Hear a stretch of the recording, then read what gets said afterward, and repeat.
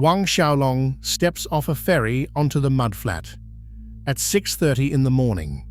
He has done this every winter for 4 decades.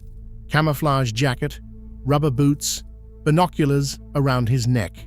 The mud pulls at his feet with each step. He does not look at the path. He looks at the sky. He is watching for white. Somewhere above this lake, right now, a bird is completing a journey of more than 5,000 kilometers. It left the tundra of northeastern Siberia in early autumn, crossed Russia and northern China in 41 days of flight, and arrived at this lake because every Siberian crane alive on Earth arrives at this lake. There is nowhere else. The other migration corridors the species once used across Central Asia and into India have collapsed. One single corridor remains, one single lake, and the bird using it is on the international list of the most critically threatened animals on the planet.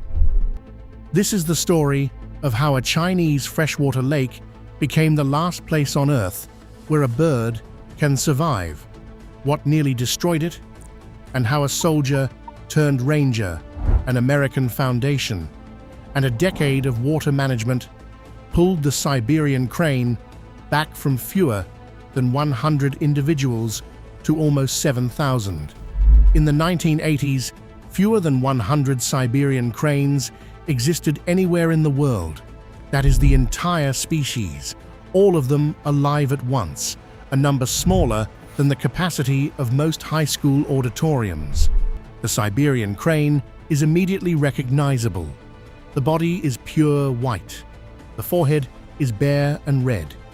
When the wings open in flight, the tips are black. It breeds on the tundra of Yakutia in northern Russia, and each autumn begins moving south. It used to move along 3 routes: a western route toward Iran and India, a central route into Central Asia, an eastern route toward China. The western population is functionally gone. A single male crane named Omid flew to Iran each winter for years after his mate died, one bird traveling the route alone.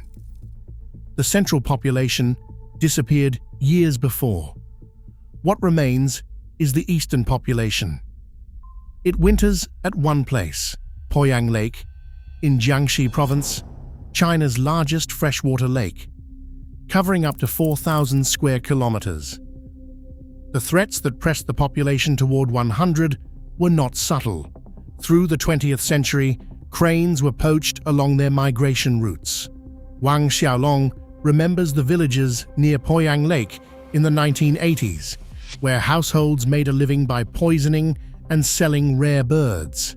The lake itself was being degraded by sand dredging, overfishing, and dams on the rivers feeding it.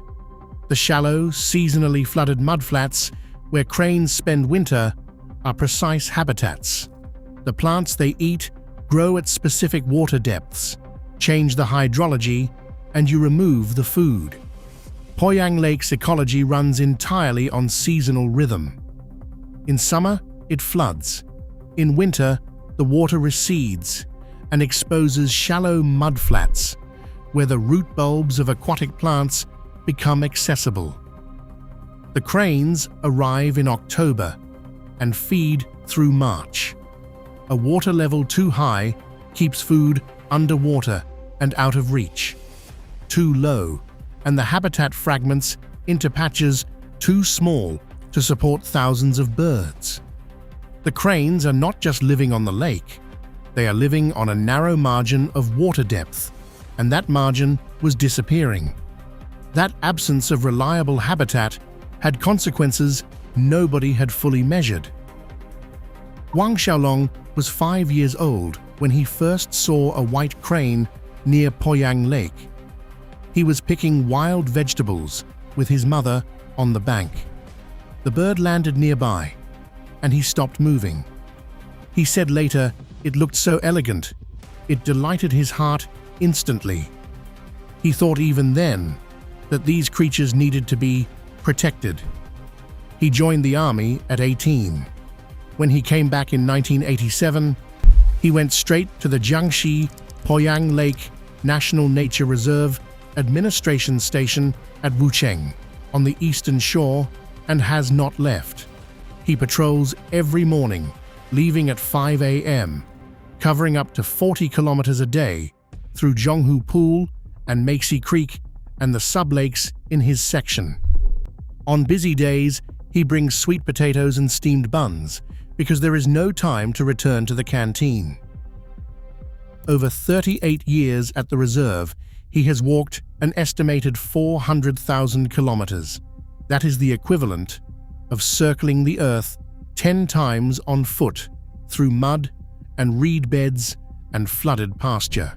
He has rescued more than 300 injured birds. Once, while pulling a wounded crane out of a bog, he himself sank to his chest in the mud. When his colleagues hauled him out, he said, "Do not worry about me, go back for the crane." He gives more than 30 talks a year in schools around Jiangxi province, reaching over 2,500 students annually. In 1984, Poyang Lake recorded 150 bird species. By 2024, that number had risen to more than 380. The change in bird diversity tells part of the story. The water management intervention tells the other part. In April 2014, the Paulson Institute, working alongside the International Crane Foundation and the Poyang Lake National Nature Reserve, launched a pilot project to determine exactly what the cranes needed from the water. Research showed the cranes' food plants grow best when winter water depth in the sublakes sits between 8 and 10 meters above sea level. Too high, and the plants are submerged. Too low, and the mudflats dry before the cranes have finished feeding. By October 2016, an automatic water level monitoring system had been installed across 4 of the lake's sublakes.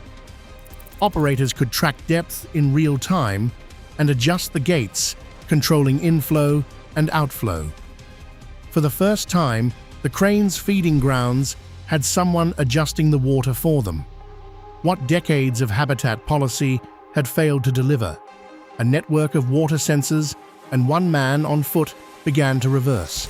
Scientists expected modest results. What they found was something else. The International Crane Foundation had first identified Poyang Lake in 1979 as the most critical wintering site for the eastern crane population. After the pilot project, the foundation secured 10 years of funding from the Disney Conservation Fund to run a formal conservation program through 2024. The program combined water level management, anti-poaching enforcement, satellite tracking of individual birds, and school education along the migration route. Over those 10 years, the population of Siberian cranes did something conservation biologists described as nearly unprecedented for a species this far into decline. It nearly doubled. By December 2024, when the International Crane Foundation held closing ceremonies in Jiangxi province, the eastern population had risen from fewer than 3,500 in 2015 to almost 7,000 birds, from fewer than 100 in the early 1980s to 7,000 today. But here is what the number does not show. A female crane tracked by researchers and identified as S25 became a symbol of what recovery looks like from the inside. Scientists fitted her with a satellite tracker and followed her through multiple annual migrations between Siberia and Poyang Lake. She raised young.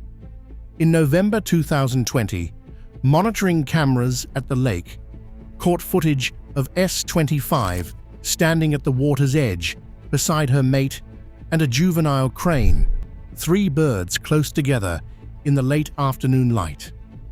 Then, on December 20th, 2023, her tracker signal went abnormal. Reserve staff searched for 5 days. They never found her.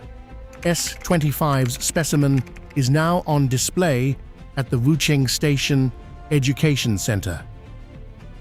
She stands in a glass case, wings folded, facing the window and the lake beyond it. Not far from the same station, a villager named Li Zhengming found an injured crane near a reservoir in April 2018 and brought it in. Researchers named the bird Love, treated its injuries, fitted it with a color ring, and released it. A full migration cycle later, in late autumn, a young Siberian crane landed near Li Zhengming on the lakeshore. A female crane stood beside it. He did not know yet that Love was still being tracked 900 kilometers away at the Yellow River Delta, walking with a companion, wearing ring number S-26. The lake still has problems that are not solved. Invasive crayfish, which spread after a 10-year commercial fishing ban across Poyang Lake and the adjacent Yangtze River, eat the same root bulbs the cranes depend on. As the crayfish population expanded without fishing pressure, the crane's food supply came under new strain. Researchers from the International Crane Foundation spent the summer of 2021 wading through sublakes in 39-degree heat to set traps and measure the scale of the problem. In parallel, researcher Zhou Haiqiang from Shenyang University of Technology tracked individual cranes by satellite over 5 years and found that birds which used natural wetlands almost exclusively in 2019 were spending progressively more time in agricultural fields by later years, creating friction with farmers whose crops they were eating. The Disney funding ended in late 2024. The foundation signed a new 3-year agreement with the reserve in December of that year. The work continues through 2027. What has been given back is documented. The number of species at Poyang Lake went from 150 in 1984 to more than 380 today. A population that stood below 100 in the early 1980s now counts almost 7,000. The single remaining migration corridor, 5,000 kilometers each direction between Siberian tundra and Chinese wetland, is still flown every autumn by every Siberian crane alive. Every single one of them comes here.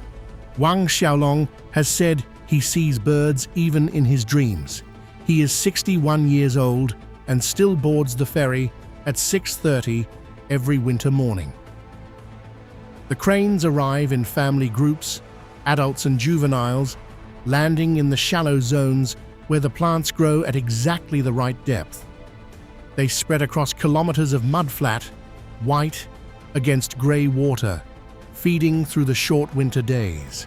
The people who once poisoned them now stand in front of school children and explain why they matter. The water that once drowned their food is now measured by sensors and adjusted by engineers. One ranger has walked the perimeter of this lake 10 times over, in boots, in mud, counting birds. The cranes came back to a lake that almost forgot how to hold them. The lake held. But Poyang Lake is not the only place where a single wetland stands between a species and its end. In our next video, we travel to a different continent. There, a bird not seen in the wild for decades was given one last chance. What happened when it returned was something nobody had predicted.